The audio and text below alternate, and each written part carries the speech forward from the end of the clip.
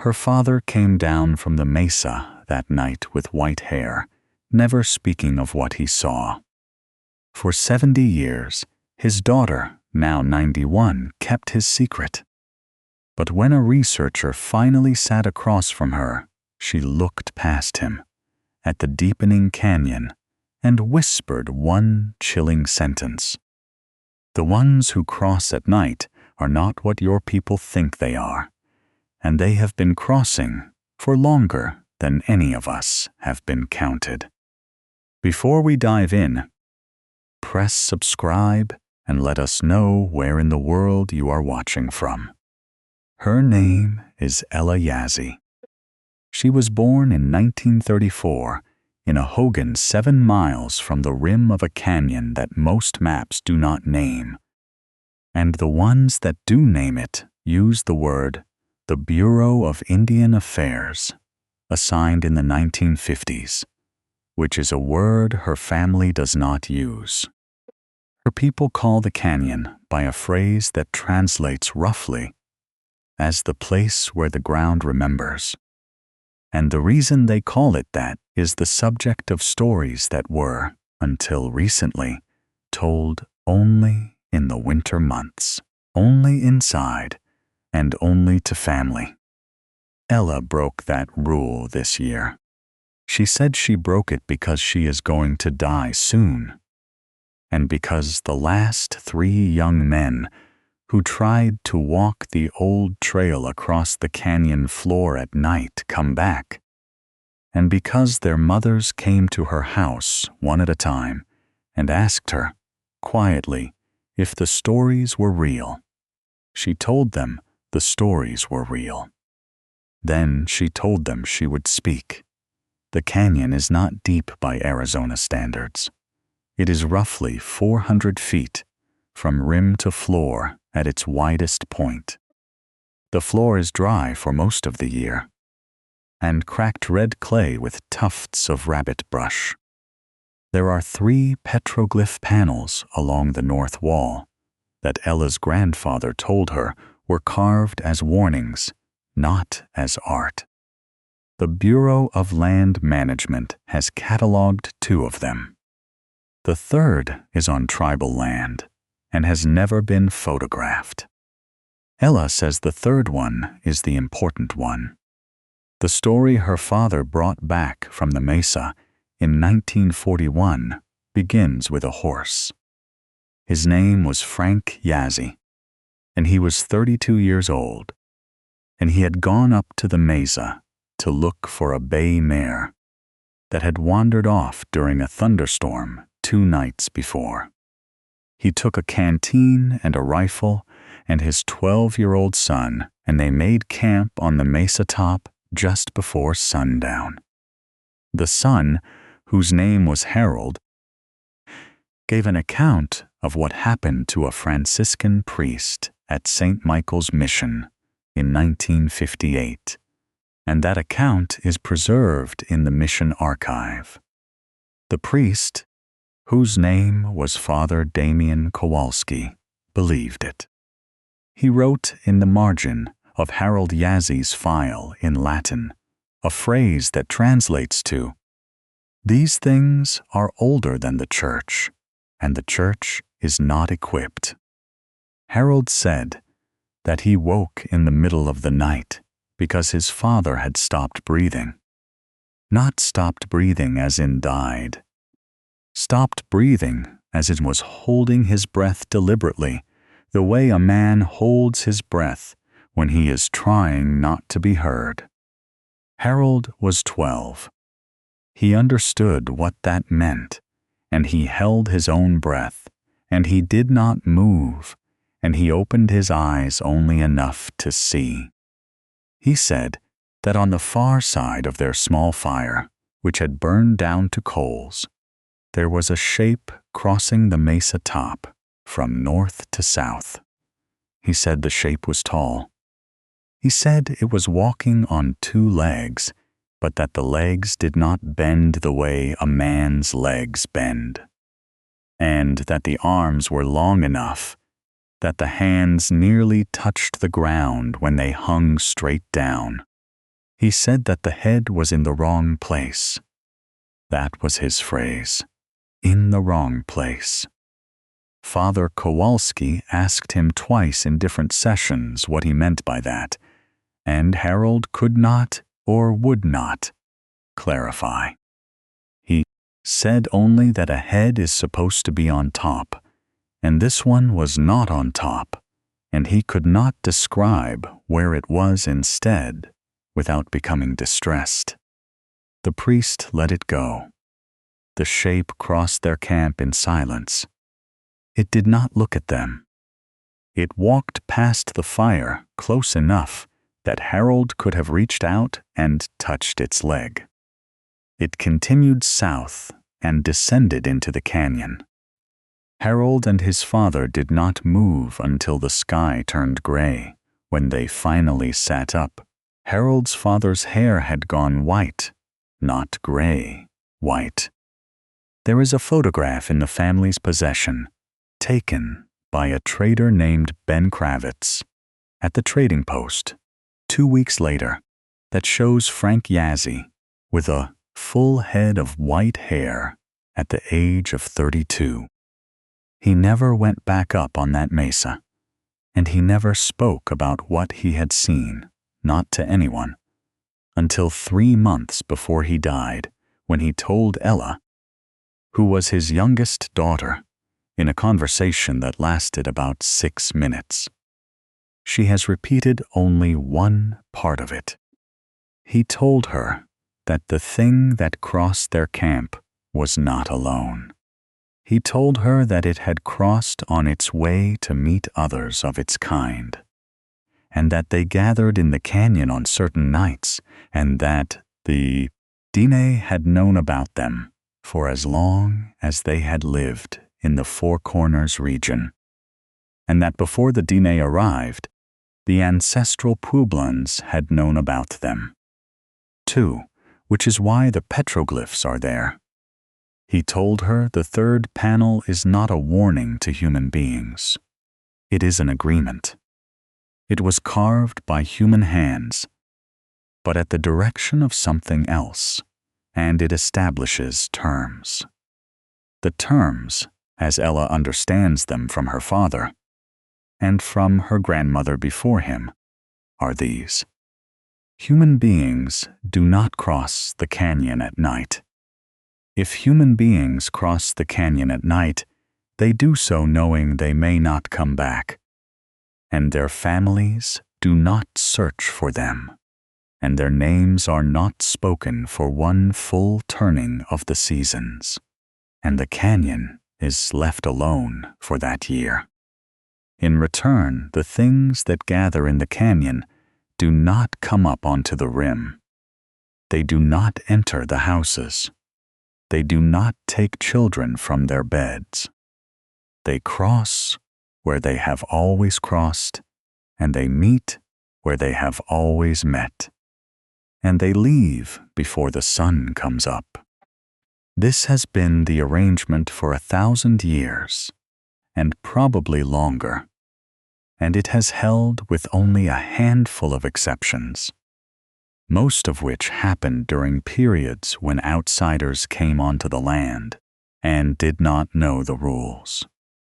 The most recent violation before this year was in 1973.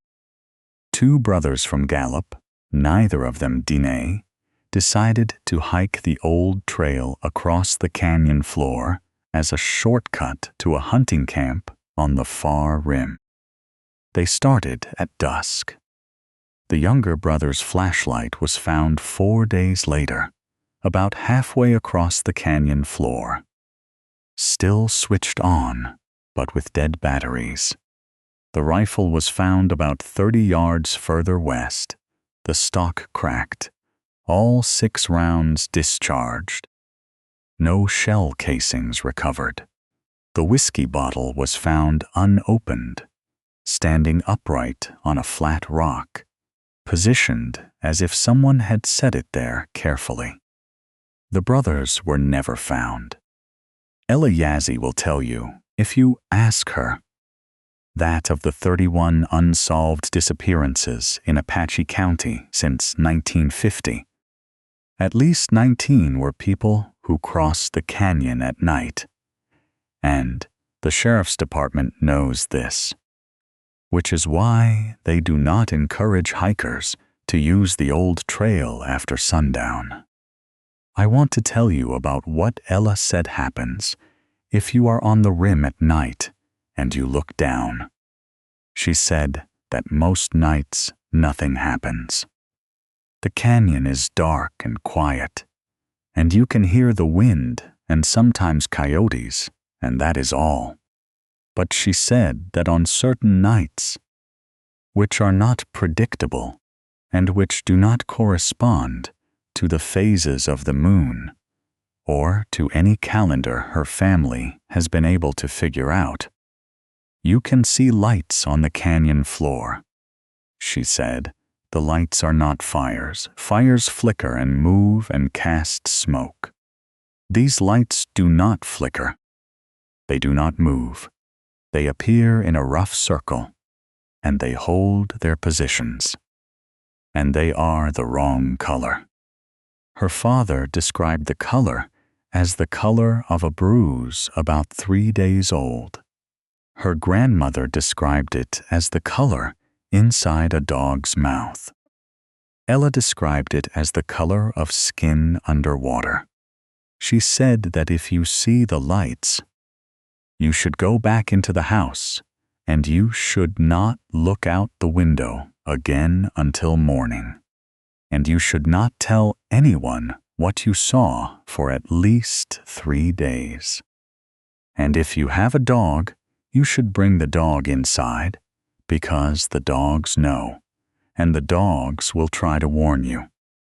And if you do not listen to the dogs will sometimes go down into the canyon by themselves, and the dogs do not come back either. Ella lost 2 dogs that way. The first was in 1968. The second was in 2004.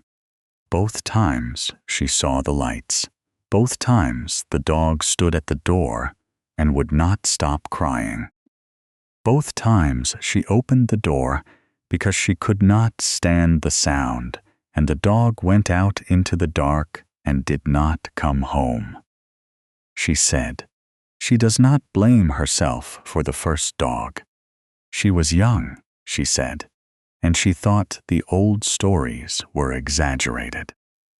She blames herself for the second dog. She said she should have known better. The 3 young men who disappeared this year were 19, 21, and 22. 2 of them were cousins. All 3 were enrolled members of the Navajo Nation. They had heard the stories, and according to their families, they had decided to walk the old trail across the canyon floor at night on a dare. They left at 10 in the evening on a Wednesday in April, and they did not come back. The search parties found one thing on Friday, which was a pile of clothing folded neatly on the trail about 1/3 of the way across the canyon floor. It belonged to the youngest of the 3. It was folded the way a mother folds laundry, socks tucked inside the shoes, shoes on top of the folded jeans, jeans on top of the folded shirt. There was no body, there was no blood, there were no footprints leading away from the pile in any direction, which the tracker who examined the site said should have been impossible, because the red clay in that part of the canyon takes footprints the way wet cement does. The other 2 young men have not been found. The clothing was returned to the youngest one's mother, who did not want it, and who asked her aunt, who is Ella's second cousin, to burn it. The aunt burned it and told Ella that while it was burning, the smoke did not go up. The smoke went sideways, along the ground, west toward the canyon. Ella, Maurice, agreed to talk to the researcher because the mothers came to her, and because she said that some things need to be said out loud before the people who remember them are gone. She did not agree to talk on camera. She would only allow her real name to be used after her death, which is why this account can be told at all. Ella Yazzie passed away in her sleep 6 weeks ago, 2 weeks after the interview. The researcher asked her, near the end of their conversation, what she thought the things in the canyon were. Ella said she did not know exactly. She said her grandmother had used a word for them that Ella would not repeat because to say the word is to invite attention. The closest English translation, she said, meant something like the ones who were here before the ground was solid. Her grandmother believed they were not from another place. She believed they were from this place, from before it was the way it is now, from a time when the rocks were still soft and the rules were different. Her grandmother believed they had gone underneath into the layers of the canyon that the geologists call Permian and Triassic and Jurassic, and that they came up on certain nights to walk on the surface again, because the surface had once been theirs. The researcher asked Ella if she believed her grandmother. Ella said she did not have to. She had seen the lights 3 times in her life, and she had lost 2 dogs. And she had a photograph of her father with white hair at 32. And she had a memory of her mother screaming in 1952. Because something had walked past their window in the middle of the night and had left prints in the dust that were not shaped like feet. Belief was not the point. The point was that the arrangement was old, and the arrangement was working. And it required that human beings stay off the canyon floor at night. There is a geologist named Sarah Whitcomb who works out of the Museum of Northern Arizona in Flagstaff, and who has spent the last 11 years studying the strata of that particular canyon, and who has published 2 papers in peer-reviewed journals about anomalous readings her instruments have picked up in a specific section of the canyon floor.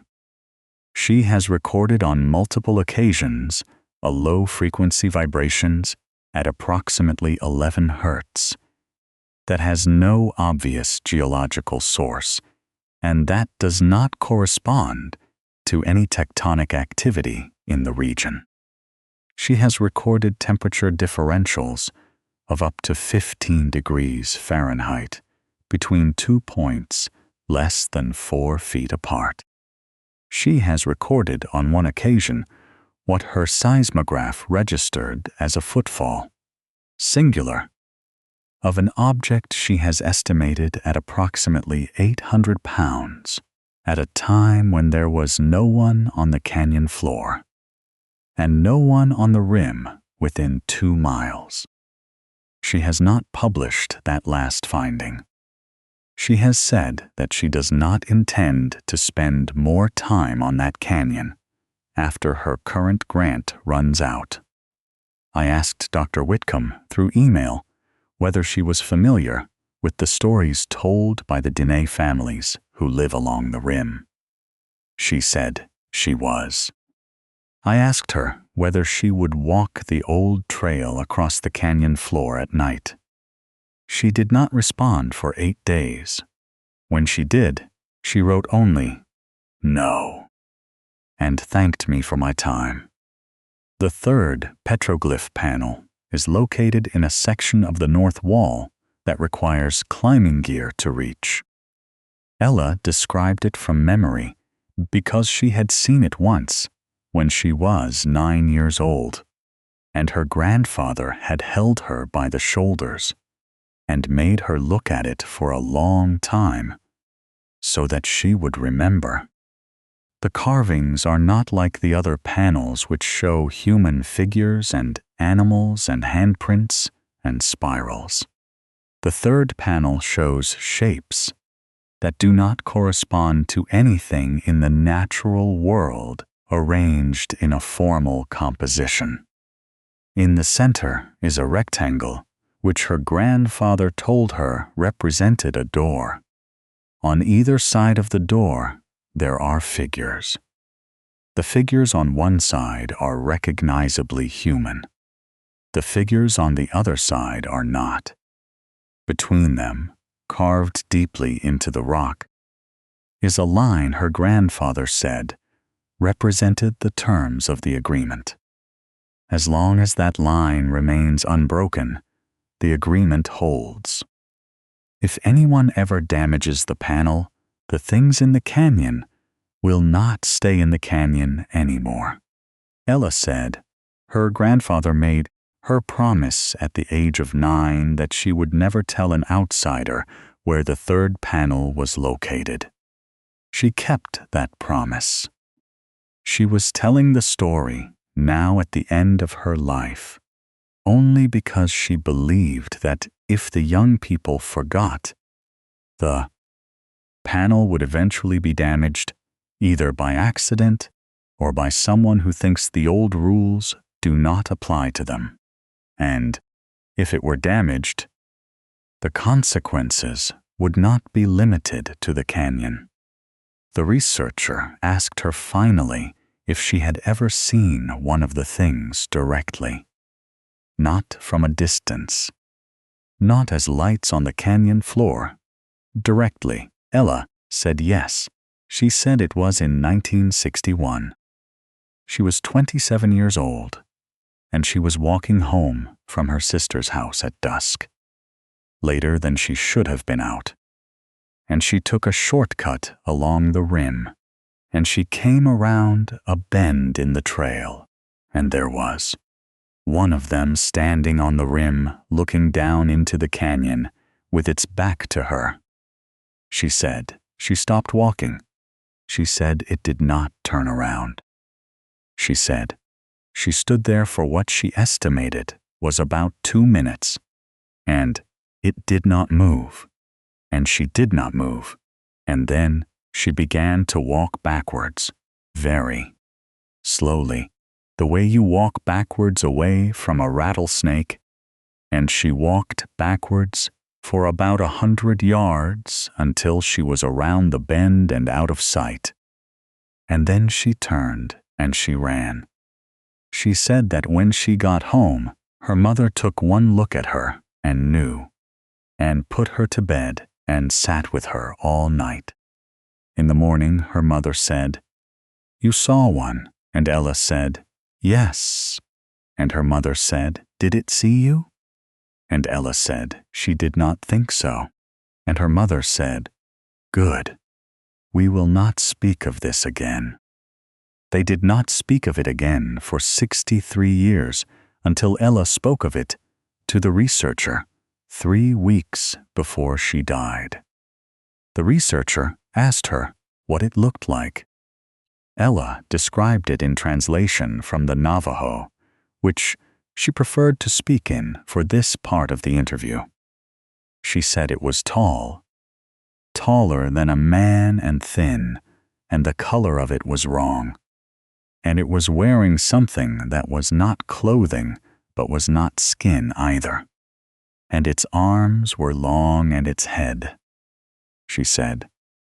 And then she paused, and then she said, its head was in the wrong place, which is the same phrase her 12-year-old brother had used 70 years earlier, and which Ella did not elaborate on when he asked her to. Ella died 6 weeks ago. She was buried on tribal land in a private ceremony. The mothers of the 3 young men attended. Ella had been clear in the weeks before her death that she wanted the burial done the old way without any elements of the church, which she had participated in for most of her life, but which she said at the end was not adequate for what she had seen and what she had known. The old trail across the canyon floor is now closed. The tribal council voted in June to close it indefinitely. The signs at both trailheads say the closure is for reasons of cultural preservation and public safety, which is true and which is not the entire truth. The families along the rim have been asked quietly to make sure anyone visiting understands that the canyon is not to be entered at night under any circumstances. The younger dogs sometimes still cry at the door on certain nights. The families do not open the door anymore. Ella's last words to the researcher were that she was tired, that she wanted him to leave the recorder off from that point forward, and that she had one thing left to say and would say it to the wall, not to him. He turned the recorder off. He does not know what she said to the wall. She spoke for perhaps 30 seconds quietly in Navajo, and when she was finished, she closed her eyes, and he let himself out. She was found by her granddaughter the following Tuesday, having died sometime in the night in her sleep in the same house where she had lived for 70 years, 400 yards from the rim of a canyon that most maps do not name, and that the ones who cross at night have crossed for longer than any of us have been counted. The old trail is closed. The panel is unbroken. The lights, according to the families along the rim, still appear on certain nights without pattern, without warning, and hold their positions, and are the wrong color, and go away before the sun comes up. The dogs cry. The doors stay shut. The arrangement holds, for now, and for as long as the panel stays in the rock, and the rules stay in the memory of the people, and the door in the center of the composition stays closed.